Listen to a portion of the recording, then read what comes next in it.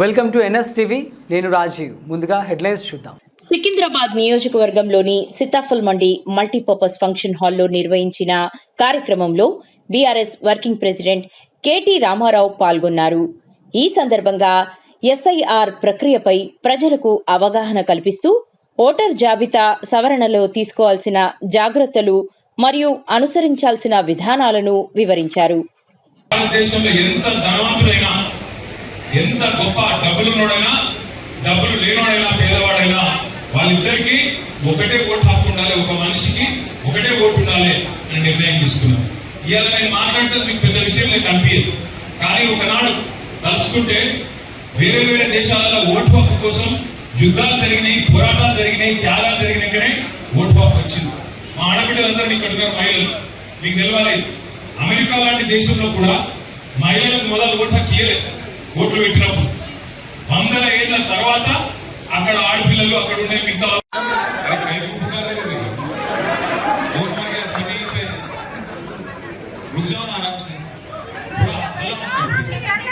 రెండు కారణాలు.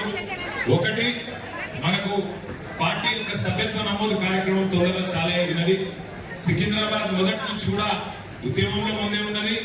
మొదటి నుంచి కూడా పద్మారావు గారి నాయకత్వంలో 2002 నుంచి కూడా సికింద్రాబాద్ మెంబర్షిప్ లో కూడా టాప్ అయి ఉన్నది.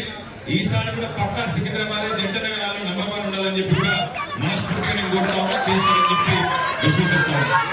రెండవది,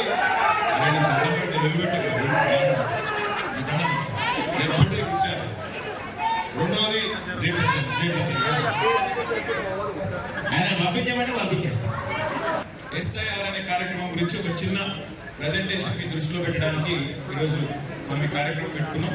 ముందుగా ఆ ఎస్ఐఆర్ అంటే ఓటు, మన ఓటర్ లిస్ట్ అప్డేషన్ గురించి మీకు ఒక 5 నిమిషాలు దగ్గర 5 నిమిషాలు కొద్దిసేపు ఫోకస్ చేసి కాన్సన్ట్రేట్ చేసి చూడండి, కొద్దిగా మనసు పెట్టి వినండి. ఓ ఎస్ఐఆర్ का प्रेजेंटेशन लगा हुआ ఎస్ఐఆర్ का प्रेजेंटेशन చాలు. అసలు ఎస్ఐఆర్ అంటే ఏంది?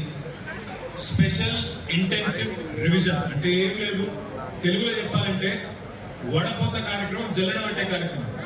అంటే ఓటర్లు ఎవరు సగంలో ఎవరు సగం లేరు, చచ్చిపోయిన వాళ్ళ పేరుంటే తీసేసుడు, కొత్త ఓట్లు రాయించుడు, ఎవరన్నా సికింద్రాబాద్కి వెళ్ళి అటుపక్కకు ఎల్బీ నగర్కు అక్కడికో ఇక్కడికో షిఫ్ట్ అయితే వాళ్ళ ఓటు ఇక్కడ తీసి అక్కడ రాయించుడు, ఎవరన్నా సికింద్రాబాద్కి వచ్చింటే వేరే కాడికి వెళ్ళి వేరే ఊరిలోకి వెళ్ళి కానీ ఇంకొకడికి వెళ్ళి కానీ వాళ్ళ ఓటు ఇక్కడ రాయించుడు.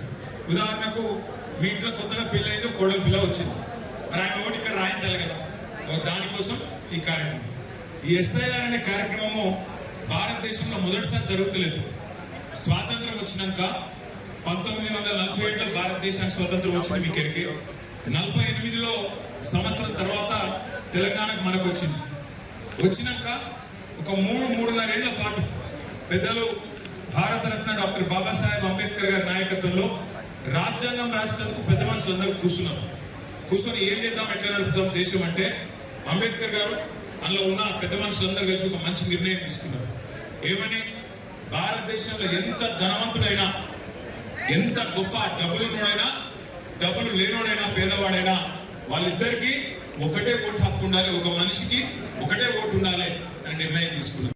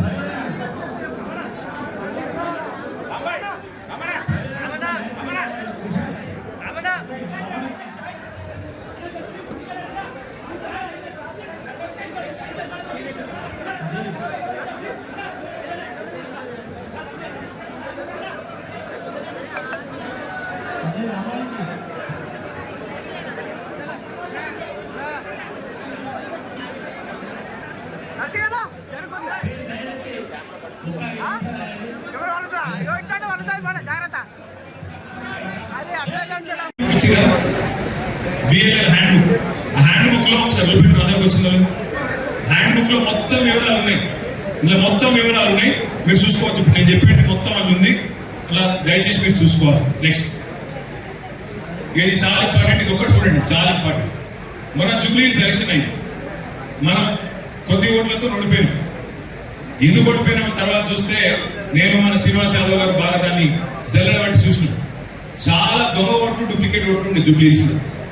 ఇక్కడ ఒక ఎగ్జాంపుల్ నేను అన్నా, జూబ్లీస్ ఓటర్ చూడలేదు మీరు, ఆ స్క్రీన్ చూడండి ఒక్కసారి. ఒక అమ్మాయి ఉంది, ఆ అమ్మాయి పేరు ఏ లావణ్య, భర్త పేరు శ్రీనివాస్. ఆ అమ్మాయికి 5 ఓట్లు ఉన్నాయి, 2 ఓట్లు జూబ్లీస్ ఉన్నాయి, ఒకటి మసిరాబాద్ ఉంది, ఒకటి అంబర్పేట ఉంది, ఒకటి ఖైరతాబాద్ ఉంది. మొత్తం